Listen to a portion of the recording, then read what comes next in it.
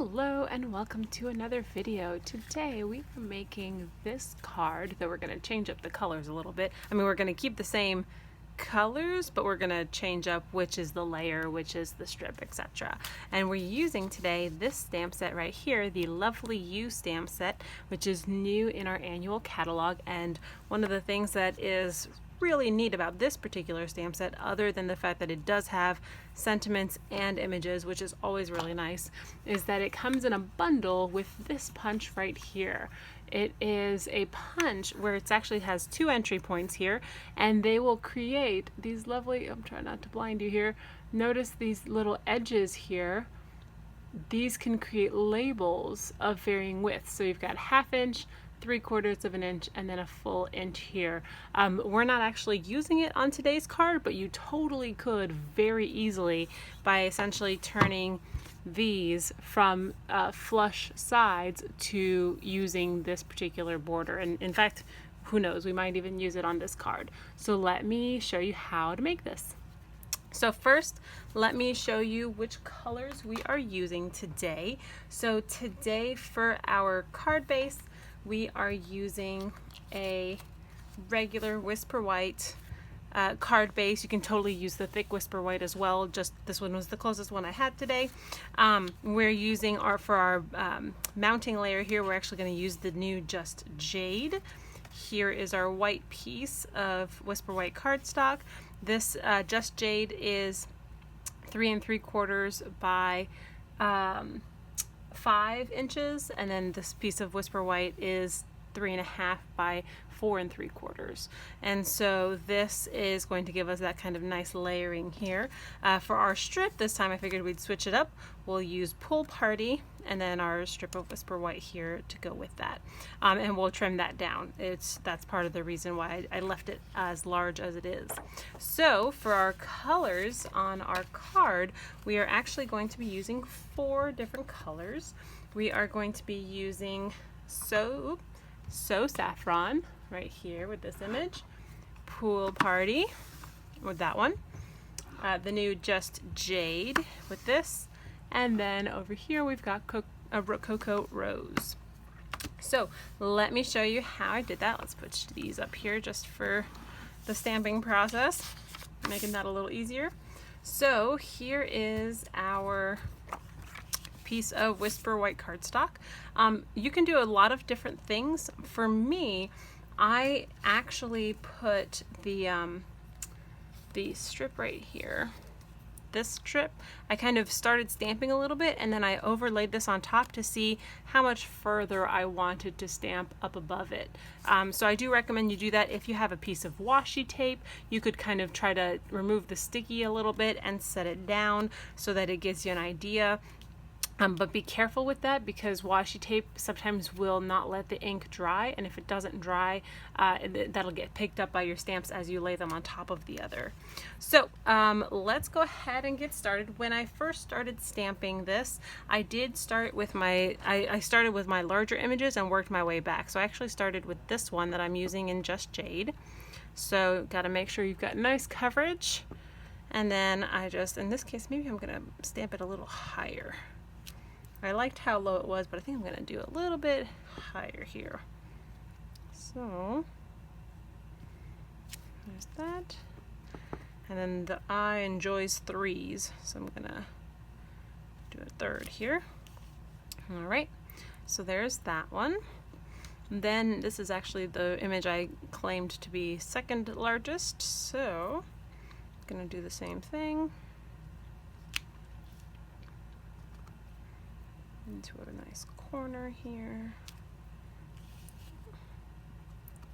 And there's really no method here. I'm just kind of stamping as I want to. So notice here I didn't ink it up quite well enough, or it got picked up or something, but I think once I finish the stamping, you'll see it's going to be busy enough where I don't think it's going to detract too much from it.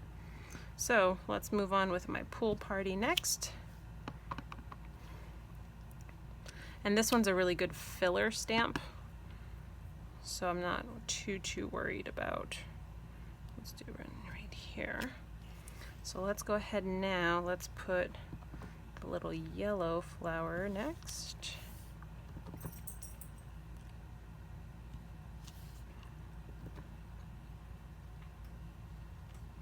Now, but before I keep going, I'm going to take my strip and lay it back on top, and that looks really nice, but I feel like right there, maybe let's put another little yellow flower. Looks good. And actually, let's put another one right there, just to kind of tie it all in together. There we go. So there's that. So while we still have all of our ink pads out, we need to go ahead and stamp our sentiment. And we've got our little strip here.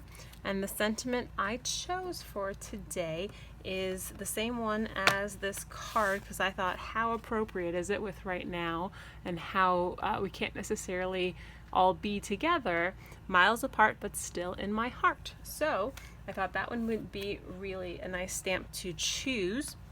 And I used Pool Party for this one, so I'm actually kind of leaning towards using the Rococo Rose on that one, or maybe the Saffron.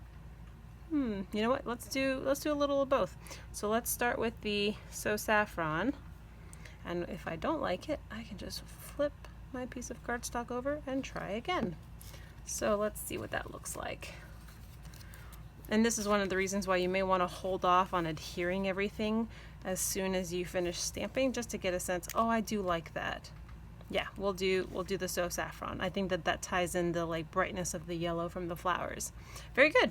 So let's go ahead now and adhere it. The one thing I will say here, for those of you who have punches or dies, oftentimes this space can totally be used for other things. So in this case, I really like this green. So I'm actually going to use my sprig punch, and I'm actually going to punch out a few of these. A few reasons to do that is that you've got the added benefit of getting the most out of your cardstock, and then the second benefit is that it technically reduces the weight of your card, so that you can make sure you're actually sending it with, you know, only one stamp, for example. So there's that. It won't actually, notice, doesn't even show up here. Once you plump it all, once you plop it down here and glue it on, you're not going to notice. If you feel it, you might, but really, I suspect that it's not going to be an issue. For example, on my previous card, I actually used the medium sunflower daisy punch to get a few, because I figured I can use these on another project. And for this one, let's go ahead and use our seal adhesive. I'm actually just going to do the corners because it's actually such a good adhesive. Okay, so go ahead, line it up. And by now it's dry, so you can just, there you go. So I actually adhered it straight on here and popped up my sentiment. So I'm going to do the same thing here.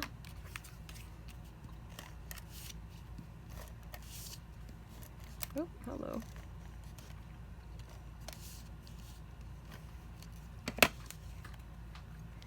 Do the same thing, line it up. There we go. So now for my sentiment, I wanted it to be the 3 3/4 here, but I figured it's going to be easier to chop it off all in one fell swoop. So I'm just going to adhere this, pick a side, and get it nice and straight. So then I can just take my paper snips, snip this down if I want to kind of get a sense for how much to chop off. And it looks like I did a pretty good job stamping it right in the middle. So I can just take now my paper trimmer and trim it down to 3 3/4. So in this case, I'm going to trim off a little bit here and a little bit here. And there we go. So if I had wanted to, I could have absolutely used this punch. I intentionally used these widths because I could absolutely have got it to fit in and get a nice punch out of those. But I kind of like the flush here. Nice, yeah. So let's go ahead, add some dimensionals to our card. You want to put a fair number so that it doesn't get too compressed in the mail.